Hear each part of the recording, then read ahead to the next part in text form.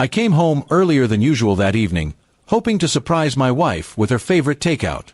The house was quiet, except for faint voices drifting from the living room.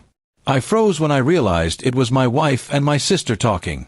Curiosity got the better of me, and instead of announcing my arrival, I lingered in the hallway, listening. What I heard made my stomach drop. My wife's voice was sharp, almost mocking. "Honestly, if I met him now, I'd never date him," she told my sister. I was young and stupid back then. I settled, and sometimes I regret it. My chest tightened. Each word felt like a knife cutting deeper. My sister sounded uncomfortable. She tried to defend me, saying, "He loves you. He works so hard for you." But my wife only laughed bitterly. "Love? That's not enough. I want excitement, passion. He's just ordinary. If I had the choice again, I wouldn't waste my time with him."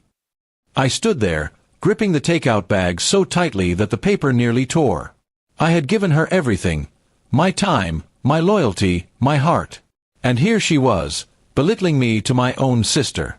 But what broke me most wasn't just her words, it was what came next. Her voice dropped low, almost like a confession. "To be honest, I've been seeing someone else. At least he makes me feel alive. Don't tell your brother. He'd never forgive me." My knees nearly buckled. I pressed my back against the wall, trying to steady myself. My sister gasped. "You're cheating on him," she whispered in disbelief. There was silence for a moment, then my wife muttered, "Yes, but it's not like he'll ever find out. He's too trusting. Besides, I deserve better than what I settled for." I couldn't listen anymore. Rage boiled inside me, mixing with the ache of betrayal. I walked into the living room, my face calm but my heart on fire.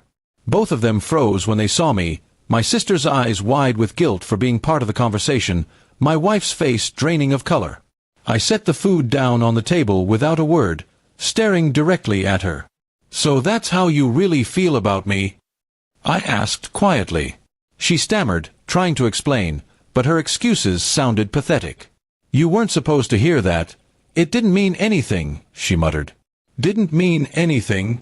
I repeated, my voice trembling with anger. "You said you'd never even date me now.